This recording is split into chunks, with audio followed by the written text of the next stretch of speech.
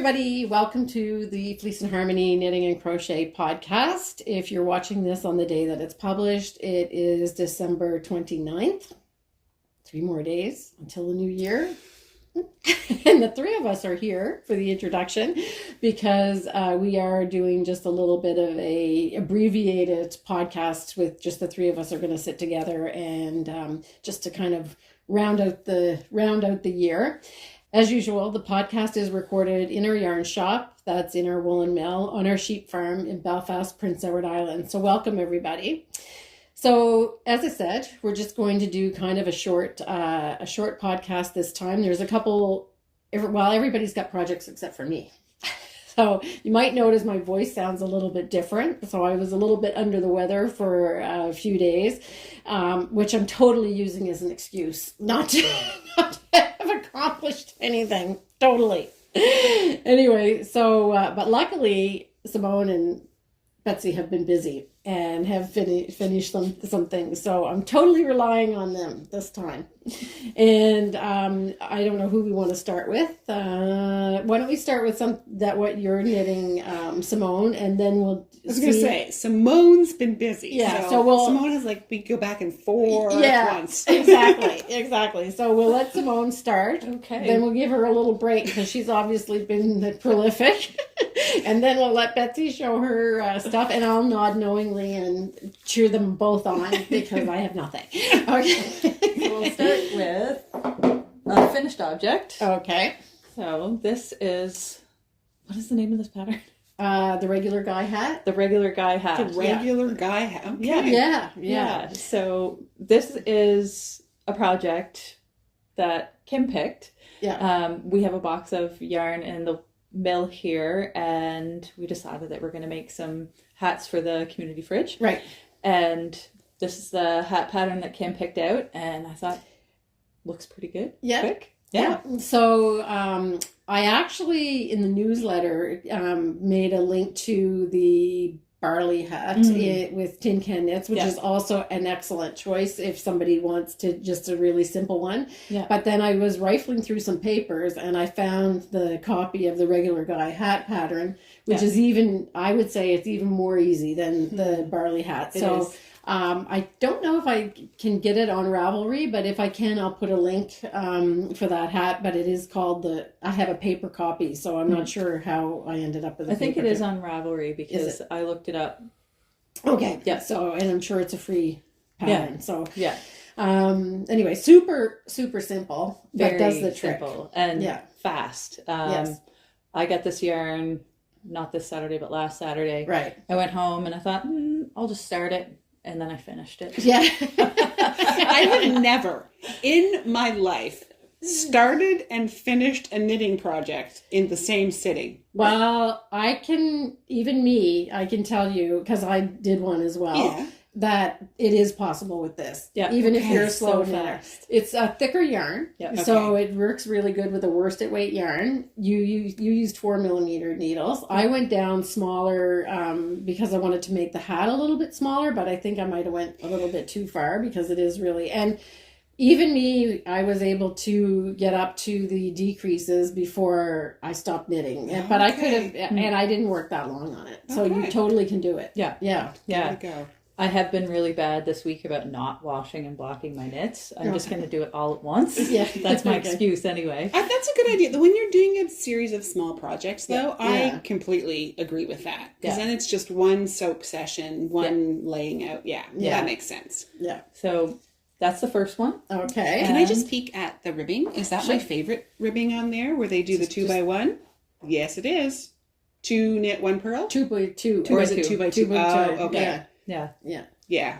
But you could do 2x1. And on my next one, I think I'm going to try twisted. I knew you were going to say twisted rib. I forgot about the twisted rib and I also didn't read I was like, this is so easy. I actually did 1x1 instead of 2x2. And I was like, okay, you can't even follow the most simple directions. But anyway, it totally doesn't matter. No, that's the great thing about this pattern. And this is going to be cozy and warm because just Simone holding it, when she passed it to me, her body warmth was still in it. Yeah. So that's going to be a cozy. Yeah. Which with the wind we've been having around here lately, you kind of need that. You need it. Except that it's a 14 degrees. Yeah. Oh. Yeah. I'm wearing shorts today. Yeah. Simone has her shorts on. By the time they see this, I think we're dropping back to more seasonal. Yeah, we've had colder days. Yes. Yeah, obviously, because there was a couple days where it was pretty blustery cold. Yes. Yeah. So anyway, it's been weird, completely weird. Okay, great. So you're going to have 2 under your belt. Yeah. So I'm working on the second one now. And did you got this out of 1 ball of yarn? No. 2? Okay. It was just a little bit over the 50 grams. Yeah. Was it 50 grams? Trying to read this. I think they're 50 gram ball. Yeah. So it was just a little bit more than 50 grams, not a whole lot. So I figure I have 3 different colors of these. Yeah. So I'm just going to kind of mix and match and make like a stripy one. Yeah. At the end. Nice. Yeah. Yeah. Nice. So just to remind everybody, I mean, the idea of this project is a way to use up all of the leftover yarn that you have. We gave Simone some yarn because she's the master of using up her whole stash. So just dig out whatever you have. Like we didn't. It was just like, and I'm knitting on stuff. Actually, the first hat that I made is out of the yarn that I made my Joe Bat's arm sweater out of. Oh, yes. So what's left of it, and I didn't have quite enough in the one color, so I just put a stripe in the rib. So sure, I love doing projects like that where it gives you the opportunity to just explore some creativity. Yeah, color a little bit out of the lines. Yeah, exactly. Yeah. Okay, so you've got a good start on that. Yep. Yeah. Great. And so let's see. Let's look at Betsy's. Sure. Do you want to see? Okay. Betsy's so I had started. So I had started Mittens last time. I did take some wash and block time. Yeah. So here they are. Yay! Yeah, and I'll put them on too. So I couldn't help but add a couple cute little details. Mm-hmm. So I've got the little Estonian braid here, and then Simone last week brought them back. I have a table back by my desk that she just set my stuff on after she'd photographed it. And I'm working on the lovely shawl that had the rosettes. Right. So she had set the rosette on top of the mitten. Okay. And I was like, yes! The inspiration comes from everywhere. Yeah. So I did it in the same color. Right. And all weekend it was a debate with the family. It's actually crocheted. So I crocheted one out of the cranberry and I crocheted one out of the plover. Oh, okay. And it was the whole like, which do I do? So we were having the whole debate of like, draws your eye to that as a focal point versus just kind of blends in. Yeah. I went with the blended. They're really blended cute. In. Yeah. So I love the lice pattern. I love all my little details. Right. And I have to say thank you to many, many of you who introduced me to the Finchley graft. I had never heard of that before. Had you heard either? Of it? No. Yeah. No. Okay. So I'm not going to say that it's like so much easier than the Kitchener stitch, but for whatever reason, for my brain, it did work simpler. Right. It did kind of solve the bunny ear that you can have with the Kitchener stitch sometimes. What you're seeing here is I decided I've never done my own mittens before. I maybe should have decreased to get the more rounded shape I wanted. A little more subtle. Is that your finger there? Yes. Okay. Because when you had them flat when we were looking at them, it's perfectly smooth on the top. Yeah, so I don't even know if you'll be able to see this, but there's a little bump. You can see where her fingertips are. I think I was in denial about how large my hands actually are. And I was like, why they're just looking so big? So, and that will, I think, also just kind of stretch out. Yeah. So this is made from the Roseberry Rambouillet in cranberry and plover. Yeah. And did you just make this the little rosette up? Oh, no, I just YouTubed crochet flower, and then I look at a bunch and decide which ones I like. Oh, okay. So I had thought about using one from our wallflower, right? But they're a little flatter. Yeah, they're not as 3-dimensional. So this one actually has little petals. It actually looks like a wild rose. That's kind of what I was going for. Yeah, lovely. And what I realized when I was all done is maybe I could have done the center in the plover and then the petals in the rib. But they were all sewn on by the time I had that inspiration. Oh, okay. So thank you to those who introduced me to the Finchley. I think I will use that. The funny part of it is you have to turn your project inside out. Mm-hmm. So I got to the top and I had I had worked my way down to two 6-inch double point needles. And I'm looking at it, I'm like, how do I fold those inside? Like, to turn this inside, this is never going to work. So I took all the time to put it on scrap yarn, turn it inside out, then put the needles back in, only to watch the video and realize she explained right then and there about feeding it up through so that you don't have to remove your needles. Move the item, not the needles. Yes. Yeah. So it was just a silly thing. I don't know why I thought they had to go this way as opposed to. I would have done the exact same thing. Oh my gosh. Well, it is. I mean, you have a perspective of one thing and you can only see it that way. Yeah. And so Tunnel vision. Yeah. So anyway, exactly. Yeah. I will, in the future, not put myself through an additional hour of work to just try to turn it inside out. Yeah. Because that would definitely be a major deterrent to using the technique if you had to do that. Yeah. But you don't. So I won't describe it. If you want to find out for yourself, just go have a look online. Finchley Graft, I think it's called. Yeah. And so you're still using a needle, like a darning needle and threading, but just for whatever reason, the way you do it, my brain liked it a little better than the Kitchener stitch. Well, I mean, that is what's amazing about knitting and crochet, and there's more than one way to do almost everything. Absolutely. Yeah. So, and if your perspective shows you one thing and you can't get it, then somebody else has figured out a different way that sees things the same way you do. So that is what's amazing. So the hat has been cast on. Oh, cool. And then it also got pulled off because I don't know what size head I thought I had, but it was not that. It was huge. So I knocked it back. I had to put on 156 stitches. I know. Kim's like, whoa. Yeah, so I've knocked it back to, I think I'm going to go with 100 stitches, actually, by the time I figured out how much. Yeah, 100 or 120. Haven't fully decided. Anyway, and are you doing lice, like a lice? I'm going to do the exact, so it's going to have the big double brim. It's going to have the Estonian braid right at the trim, and then it's going to be lice. And I'm going to go with slouchy, because the slouchy hat I made, I think it was in the spring, from Lupin and Sea Spray got hijacked from me. So that's okay. Someone's wearing it. They're happy with it. They love it. That's all right. I can always knit another hat. Yeah. Okay. Good that somebody appreciates what you do. Yeah, exactly. Yeah, exactly.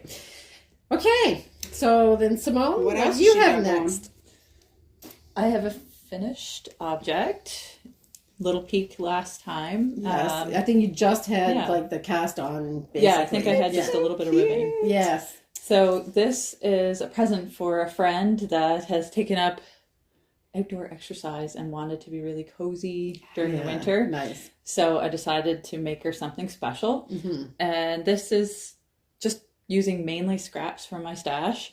I had the duck egg. Yeah. And what color is that? Clay.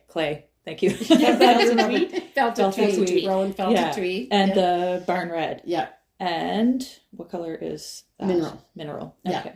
So I had those in my stash. I did run out of the duck egg and had to get another ball. Oh no. Oh dear. Oh, so I just gonna have to do more fun projects in felted tweed. Yeah. Oh, because now you have some more. Right. This is what happened. This is a great cycle. Yeah, it's a slippery slope. Yeah. So this is just kind of a mishmash of different things. I've got the phases of the moon at the bottom. And that's from my Sky Gazer cowl. That's a pattern that you've done. Yeah. So I'll put a link in the show notes to your pattern. I've got the corrugated ribbing in the two different colors, which I really love. Especially since I figured out that if you use Norwegian Pearl, so fast. Okay. Yeah. Just check tick, that tick, tick, tick, tick, tick, Oh, tick. Kim's not sure. I tried the Norwegian Pearl. I love it. It's so good. I've heard lots about it. I haven't even attempted it. Yeah. It was Tanya that got me into it. She mentioned it one day. I'm like, I have to look this up. And then I practiced on Hermione's Everyday Socks. Oh, I know what I was going to ask about it. Is it English style friendly, or do you need to be a continental knitter in order to do it? Continentally. Oh, I'm not sure. I'm an English knitter, so yeah. I don't know if that. I'd have to find that out. Yeah. You can tell us. Yeah. More knitting adventures to come. Yes. There's never. And whatever. Adult moment. Never or whatever. There's always knitting adventures, no matter what. Two negatives make a positive, right? Never. So I have the corrugated rib, the Latvian braid, because I'm a big fan of Latvian braids. I really love them. They're fun. Yeah. My little moon phases, and then I found a cross-stitch chart with these little mushrooms. So I adapted it to make a knitting chart. And yes, there are 3 colors per round with the barn red, but yeah, you just have to focus a little bit. Doesn't bother you. Yeah. No. Yeah. So I have to ask Simone, when you're doing a creative project like this, do you sit down and plan it out from bottom to top so that you know exactly what you're going to do and then just like knit it? Because for me, my process would be like, I would start with the rib and then I'd be like, oh, I want to add a braid. Oh, maybe I'll do. So how do you do your process? If it's something I want to be able to reproduce, I'll sit down and start to finish. But if it's something like this where I'm just playing, it's like, that looks like enough. I'll stop here. Oh, nice. Yeah. Nice. Like the stitch count for the moon phases is different than the mushrooms. Oh, Okay. okay. So you had to like. I had to Add adapt or a little bit, decrease or- and yeah, I okay. also added in this because I didn't want a hard line between the moon phases and the little mushroom scene. So just a fun little tiny Transition, like a transition. Yeah, like a Okay. Peary pattern kind of deal. Yeah. Yeah. I like doing that sometimes. It Yeah. feels like you're kind of like painting or drawing with Yeah, yarn. just So going you with get the to flow. figure it out as you go. Yeah. Yeah. Which really just means don't be so uptight that you freeze yourself from experiencing some creativity. And what's the worst thing that can happen? You might have to rip it back. Exactly. We all Exactly. have plenty of experience ripping back. So. Yeah. So we just had a customer, so that's great. So we have a little bit of a break, and now we're back. And Simone was finished with her cowl, so that's just a one-of-a-kind project. You said you didn't even take any notes. No, not really. No. So just a project for a friend, which is just One of a kind. Great, one of a kind. Yep. So since I don't have any knitting, I am going to talk about a couple new things that we have in the shop. So the first thing is a new book called Story Maker. And Alexa Hoy, who is the author of this book, was actually at the Fiber Festival with her knitting, her patterns, and her book. So it is a fable, and I haven't read it yet. But it is, I kind of went through the gist of it just to try to get, it's like an old-fashioned fable. And as the story evolves, there's knitwear involved. And so then Alexis has, I don't know why I want to call her Alexa. I don't even have an Alexa. Sorry, Alexis.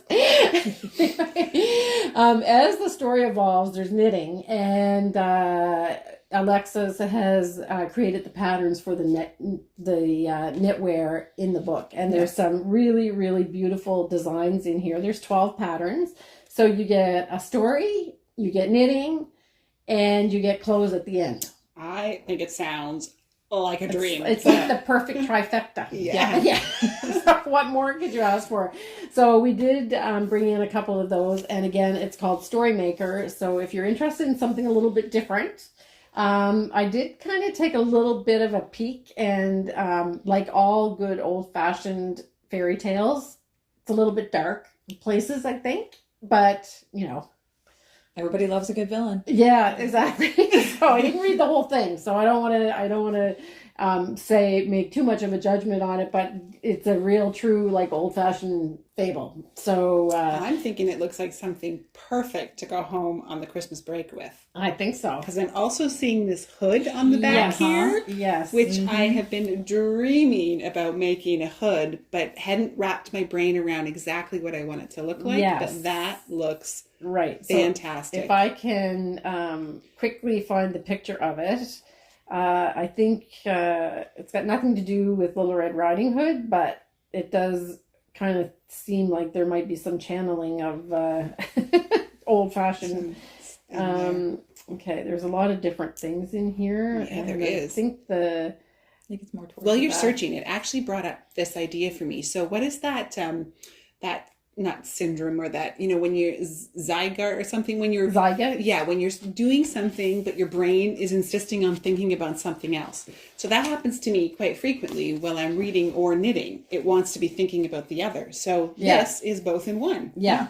So here. There it is. Yes, it's gorgeous. Yeah. I'll have to take a closer look later. It looks like it even comes down. Yeah, it's like over more the shoulder. Yeah. Yeah, it's kind of like a hooded capey doodad. Looks amazing. Yeah. So that's called Storymaker by Alexis Hoy. And then the other book that we've got in, it's a big tome, is Knitting for Olive. So we just got that in. Again, it's been out I think it was out since October, but we did just receive it. It has 20 patterns in it. And if you just love well-designed classic sweaters or garments that are going to be part of your wardrobe that you can just wear and wear and wear, this is the book for you. They use a lot of soft muted colors, so everything is very looking gentle, and this one of these books where you go through it and you go, yeah, I want to knit that, I want to knit that, I want to knit that, and then you have Simone come over and say, Kim, you're going to want to knit this. 3 or 4 of them in here. This one's for you, Kim. But I think you had the same feeling about it. Yeah. And I was just before we were recording here, I had just had a quick look for the first time, and I'm already like, ooh. Yes. Yeah. It's absolutely gorgeous. So their Fruity Knitting, I think it was their last episode. I don't think they've had another one out since they did the interview with the 2 women that run Knitting for Olive. Their story is fantastic. They're just, the story is lovely about the company, and the interview is really, really well done, of course. So if you want to check out what they're all about, you can see how they've built such a beautiful company. They're just lovely in the interview, and the design aesthetic is very classic, and they're Danish, so Northern European aesthetic, and just every single pattern you would want to knit it. So that is in the shop as well. Okay, so then next, what do we have? Back to you, Simone. Spinning. Yeah. And you've multiplied your number of spindles. I was going to say, how many spindles do you have going on here? At least 7. Oh my golly. No. I don't have anything on those 2. Okay. They're empty right now, but I have at least 7 spindles. They're waiting. And these are support spindles. Yes. So that doesn't include the other spindles that you have. That's right. Yes. Yeah. Okay. It could be a little bit of just a little bit of an obsession. Can I ask the difference between, because I've heard you use the term drop spindle, support spindle. What is the difference between those 2? Drop spindle is suspended. So it's not touching anything. Whenever you spin it, it just kind of drops So that's down. the one I see you when you just keep it twist. Okay. Yeah, whenever I taught my class at the Fiber Festival, that's what I was teaching. Okay. Yeah, the drop spindles. The You're coming back spindles. next year to the Fiber Festival too, right? I am. With the drop spindle class. Yes. You make your own drop spindle. And the support spindle is... it actually has a spinny... Yeah, you have to more like set it on something. Oh, it's like a top. It's exactly like a top. You wouldn't want to put that on your knee, I'm thinking, though. No, and that's why you have lots of pretty bowls or teacups in my case. Yeah. Very neat. Yeah. Oh, yes, okay. I have seen you doing with your teacup. Yeah. Yes. And then we have the little bowl, like a shallow, any kind of little shallow surface or dish. Yeah, would be, yeah. And it's funny because there's a girl that I follow on Instagram, and she was spinning on the go, and she forgot her little bowl, so she ended up using a yogurt lid. Do you need something that has like a concave or like a flat surface isn't quite as... Basically, you just want something that's really smooth. So I can spin it on the table, the glass table here. Okay. It's not ideal, but you can do it. But everybody develops preferences. Okay. Mm-hmm. So I like my teacup because I can kind of tilt it, especially when I'm being lazy and have my feet up on the footstool. Okay. And I just kind of have it in the crook of my knee. And I tilt it so I get just the right spin. Okay. So you want something that's not going to create a lot of friction Right. on the wood of the spindle. So Yeah. something that's smooth. And the lap bowl or the table bowls that we have, they're absolutely, I mean, that's, we Satin have smooth. Yeah, we don't have any support spindles left because we sold out, and Scott doesn't have any more made, so we won't get them again till the new year. But his, the success of his ensembles, if you want, is that his finishing on his wood is so beautiful and smooth. I mean, I've packed up a bunch of his stuff, so I can kind of picture, how it all works together now. And his table one even has like the little grippies on the bottom, so that it's not going to slide around on you. Yeah, very neat. Yeah, perfect. So I have finished the spinning for. Look at the variety. Yeah. Okay. So this is the first half. This is the second half, and now I get to ply. Right. So hopefully whenever we come back from the holidays, I will have a beautiful finished yarn. Yes. So now I'm looking at this. Sorry, I haven't sat for the spinning part, so I got questions. So unlike, I know when you're knitting with needles for the same project, you want to be using the same needles. Ideally, you wouldn't be switching around different needles. Yeah. I'm looking at the spindles. You've got 4 different ones there, so that must not be a factor. I don't really find it so. What's more a factor is whether I'm tired or not. Oh, okay. Yeah. So if I'm really tired, my spinning isn't as nice. Okay. Yeah. So I try not to do too much spinning when I'm not all there. Okay. Yeah. Because just having that full feel for it. Because even though it's like a rhythmic process, it's still something that, your brain is keeping track of in the background. So I can watch a movie and spin, but if I'm really tired, I'm not paying as much attention with my fingers, so I don't get the draft my usual manner. So I would say the only downside, if you could call it a downside, is that you can't fit as much fiber on these as because it slows it down, right? So that would affect your spinning, I would think, right? Yeah. Okay. Yeah. Yeah. So, how much can you get on? Like roughly 2 ounces, would you say, or not even? Some people can. Oh, okay. I put about an ounce. An ounce. Okay. Yeah. Okay. On. So that was a 4-ounce braid. Right. And then will you ply right from those? I have a little shoebox, as you saw whenever we did the class. And so you transfer to... Yeah, what I usually do is I'll roll them up into balls, or I will just kind of slide them in because I have holes in the shoebox and I can ply right from there like a lazy Can I cat. have a peek just to see how?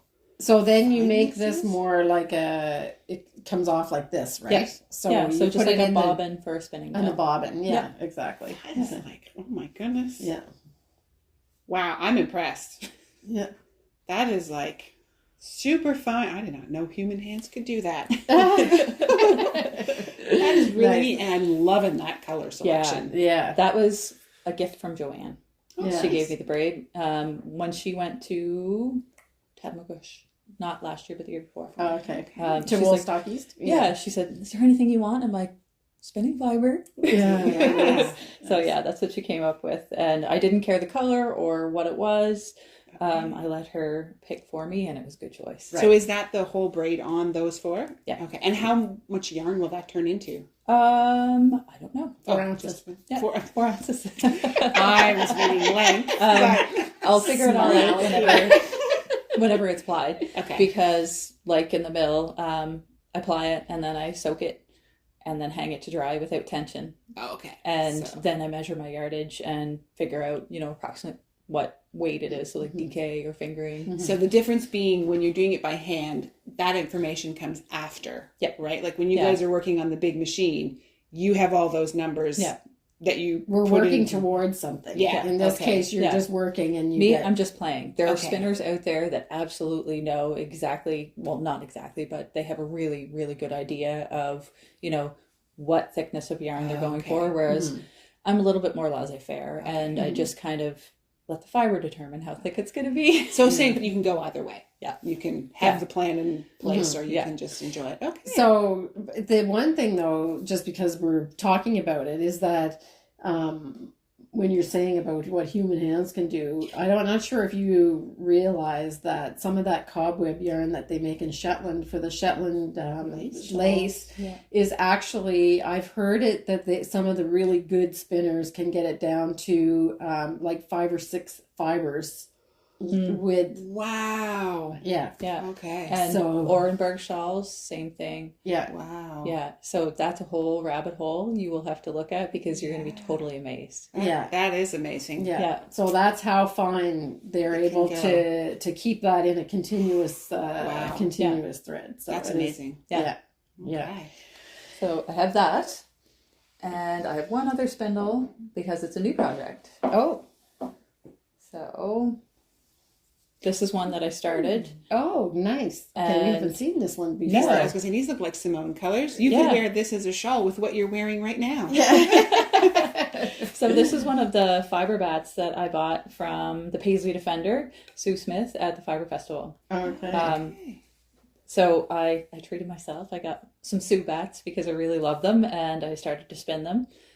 So let's see if I can take it out of the bag without too much noise.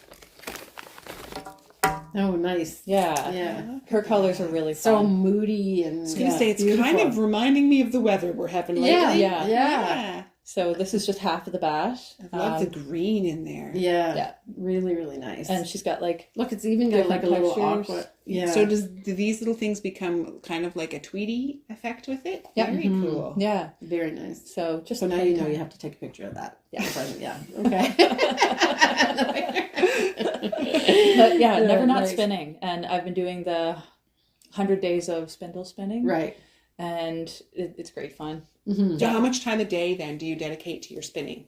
Some people are doing 15. I do like 5, sometimes more if I feel like it. Like But minutes, you're talking. 5 Okay. minutes. Yeah. Yeah, 5 minutes. That's 5 all. hours. Sometimes 15. You never know, Simone. Yeah. Barely eat. You're just mocking me. Gotta get those bats done. It was funny because I was spinning the other day, and Ginger Snap likes to like lay in the chair right beside me, and he thinks he's 11 pounds. He thinks that, he's going to push me out of the chair. Oh. So he jams himself in between the arm and my leg and starts kind of like stretching out. And next thing I knew, I was watching a movie with Judah. My spindle kept stopping. So I looked down and his foot in the teacup. Oh, What a little stinker. I don't feel like you spinning right now. Yeah. Stop. I'm putting the brakes on that. Yeah. What a little stinker. So apparently I was annoying him. Yeah, he was trying to sleep. Yeah. Trying to sleep, maybe Yeah. too much noise. His beauty rest. Cool. Oh, I love pets. Yeah. Yes. Aren't they fun? They Yeah. are. And that's all she wrote for this week. Okay. So the one little thing that can hardly believe that I haven't forgotten about it because we didn't take any notes for this podcast, but Joanne has published her pattern, her first pattern. Wonderful. So I got the name of the sock pattern wrong the last time. I said not your father's work socks, but apparently that's going to be pattern number 2. Okay. So it's Cindy's Christmas socks. Yes. So she published it on Ravelry. So we showed a picture of those socks in the last episode, and we'll show another picture of them here. And they've been test knitted by a test knitter, and they're up on Ravelry. And you should check them out. So they're made from point prim sock yarn with kid silk haze held with it. Yeah. They are the squishiest and most gorgeous fabric. Like, as you know, we love that fabric for almost everything now. It seems to be a thing right now. Yeah. But for the socks, it's kind of dense and squishy and soft, and will have really good wearability because of the kid silk haze with the mohair as well. I have a cute little story about that. So I watch a sewist podcast as well who has just decided to get into knitting. She does a lot of costume wear, like period costume wear. So she was looking into figuring out how to have stockings that won't wear out immediately, but she didn't want any synthetic fibers. Right. So I just made a little note on her thing saying, well, you can hold mohair, or you can have mohair in them, or you can hold kid silk with it. And a whole bunch of people then responded to my response to her being like, oh, this is such a great idea. Oh, great. So I was like, oh, I'm just happy I brought this to your world. Yeah, lovely. Yeah, great. Yeah. Oh, well, that's good. And it's an amazing fabric. It is. Yeah, you have to really feel it to appreciate how nice it is. And then these little socks are, she made them a little bit shorter. I would probably, if I was making them, make them a little bit longer, but you can that's easy. I mean, it's just an extension on the leg, so it's gorgeous. But the attention to detail on the cuff with it's like not just a rib, it's a cable and they're really gorgeous. And she did hers in Christmas colors, but it's just a lovely pair of socks, no matter what. Genuine, whatever you want. And I would think that the top, their seed stitch in the seed stitch, yes. right? Yeah. So I would think that would probably make them even more durable. I don't know. It just looks nice. For sure, it looks nice. But and if you practice your Norwegian purl, it's really fast. Oh.